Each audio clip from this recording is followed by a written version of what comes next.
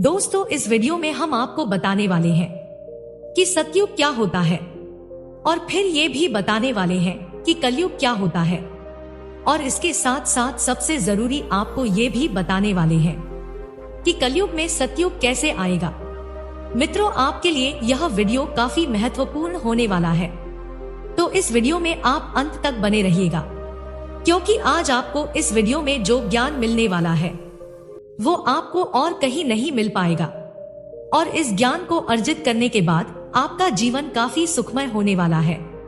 मित्रों, सबसे पहले हम सतयुग की कुछ विशेषताएं आपको बताते हैं। संत रामपाल जी महाराज ने कहा है कि सतयुग वह समय होता है जिसमें अधर्म नहीं होता है, पिता से पहले पुत्र की मृत्यु नहीं होती है, स्त्रियां विधवा नहीं होती है, सभी व्यक्तियों का शरीर रोगों से मुक्त होता है, उन्हें किसी भी प्रकार की बीमारियां नहीं सताती हैं, सभी मनुष्य भक्ति मार्ग को अपनाते हैं, उनके हृदय में दया, परोपकार, प्रेम, करुणा आदि मानवीय गुण विद्यमान होते हैं, सभी मनुष्य ईश्वर से डरते हैं क्योंकि वे आध्यात्मिक ज्ञान से एवं सर्व कर्मों से परिचित होते हैं। सतयुग में कोई भी व्यक्ति मन, वचन, कर्म से किसी अन्य को किसी भी प्रकार की पीड़ा और दुख नहीं पहुंचाता है। लोग दुराचारी नहीं होते हैं, वृक्षों की अधिकता होती है, सभी मनुष्य वेदों के आधार पर ही भक्ति करते हैं। अर्थात कहा जा सकता है कि सतयुग वह समय होता है जिसमें चारों ओर खुशहाली, संपन्नता और प्रसन्नता ही दिखाई देती है। मित्रों, अब हम आपको बताते हैं कि कलयुग क्या है। संत रामपाल जी महाराज ने बताया है कि कलयुग वह समय होता है जिसमें मानव भक्ति के प्रति आस्था कम रखने लगता है। अगर मनुष्य भक्ति करता भी है तो वह शास्त्र विधि त्याग कर देता है और अपने मनमाने तरीके से भक्ति करना शुरू कर देता है, जो श्रीमद् भागवत गीता अध्याय 16 श्लोक नंबर 23 और 24 में वर्णित है।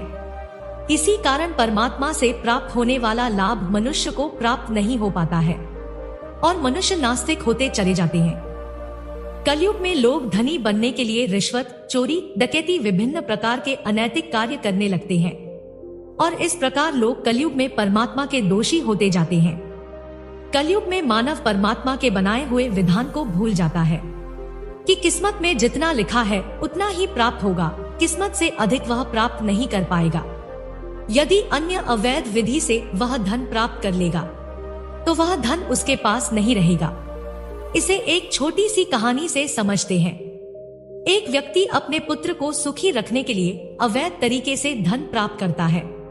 कुछ दिनों पश्चात उसके पुत्र के दोनों गुर्दे खराब हो गए, तो जैसे तैसे करके उसने गुर्दे बदलवाए, जिसके लिए लाखों का खर्च होता है। जो धन अवैध विधि से जोड़ा या इकट्ठा किया गया वह सब खर्च हो गया तथा कुछ कर्जा भी उस पर हो गया। फिर कुछ समय बाद लड़के का विवाह किया। 6 महीने के पश्चात दुर्घटना में उसका इकलौता पुत्र मृत्यु को प्राप्त हो गया। अब ना तो पुत्र रहा और ना ही वह अवैध अर्जित किया हुआ धन। अब यहाँ स्थिर क्या रहा, शेष तुम्हारे पाप कर्म रहे जो तुमने गलत काम करके इकट्ठे किए हैं। उनको भोगने के लिए अभी तुम बैठे हो और तुम्हें इसके लिए विभिन्न योनियों को धारण करना होगा। अगले कई जन्मों तक तुमको पशु, गधा, बैल आदि बनना होगा। किंतु अगर परम अक्षर ब्रह्मा की शास्त्रानुकूल साधना की जाती है तो भक्तों की किस्मत परमेश्वर बदल देता है, क्योंकि परमेश्वर के गुणों में लिखा है कि परमात्मा निर्धन को धनवान बना देता है। मित्रों, अब बात करते हैं कि कलयुग में सतयुग कैसे आएगा। कलयुग में सतयुग लाने के लिए इस वीडियो में निम्न प्रकार की बातों का उल्लेख किया गया है जो बहुत ही महत्वपूर्ण है। इन बातों को सभी व्यक्तियों को अपने जीवन में जरूर अपनाना चाहिए, जिससे उनका जीवन सरल, सुखी और संपन्न बनता है। पहला बात है, मांस खाना पाप है। एक समय एक संत अपने शिष्य के साथ कहीं जा रहा था। रास्ते में वहां पर एक मछुआरा तालाब से कुछ मछलियों को पकड़ रहा था। मछलियां जाल में फंस कर तड़प तड़प कर मर रही थी। उस समय शिष्य ने अपने गुरुदेव से पूछा, हे गुरुदेव, इस अपराधी को उसके अपराधों का क्या दंड मिलेगा? तब गुरुजी ने कहा, शिष्य, समय आने पर मैं तुम्हें इसका उत्तर बताऊंगा। 4-5 वर्ष के पश्चात दोनों गुरु और शिष्य कहीं जाने के लिए जंगल से निकल रहे थे। वहां पर उन्हें एक हाथी का बच्चा मिला जो चिल्ला रहा था। उछल कूद करते समय हाथी का बच्चा 2 निकट उगे हुए वृक्षों के बीच में फंस गया था। अब वह निकल नहीं पा रहा था, किंतु निकलने के प्रयास में उसका सारा शरीर छिल गया। उसके शरीर से लहू निकलने लगा और उसके शरीर में जख्म बन गए। उसके शरीर में बने हुए जख्मों के ऊपर विभिन्न कीड़े मकोड़े पहुंच गए, जो हाथी के बच्चे के जिस्म को नोचने लगे। अब हाथी का बच्चा बुरी तरह से चिल्ला रहा था। अब शिष्य ने गुरुजी से पूछा, हे गुरुदेव, यह प्राणी कौन है? इसे किस पाप का दंड मिल रहा है?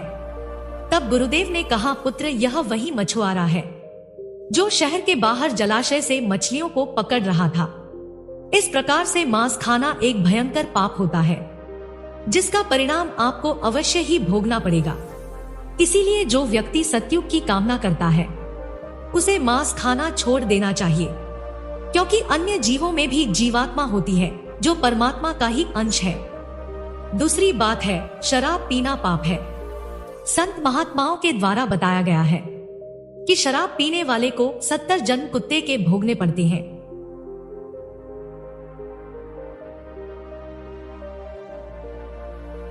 उसे 70 जन्मों तक मल मूत्र खाना पड़ता है एवं अन्य कष्ट भी उसे भोगने पड़ते हैं, क्योंकि शराब शरीर में बहुत सी हानियां उत्पन्न करती है। शराब के 4 महत्वपूर्ण अंग होते हैं, हृदय, लीवर, फेफड़े, गुर्दे, और शराब इन चारों को बहुत ही बुरी तरह से हानि पहुंचा देती है। शराब पीकर मानव नहीं रह जाता, वह पशु के समान हरकतें करने लगता है, कीचड़ में गिर जाता है, कपड़ों में मल मूत्र और उल्टी कर देता है। शराब पीने के कारण धन हानि, मान हानि और घर में अशांति उत्पन्न हो जाती है। मदिरा अर्थात शराब सतयुग में प्रयोग नहीं होती थी।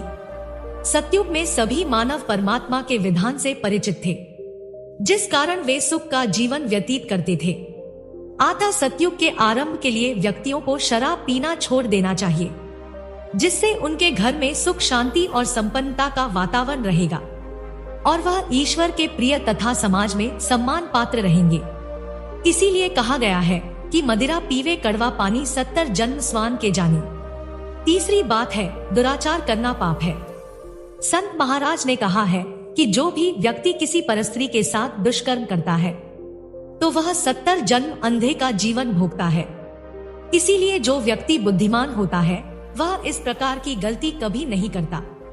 वह तो मूर्ख ही होता है जो ऐसा काम करता है और आग में ही हाथ डाल लेता है और मौत को मोल ले लेता है।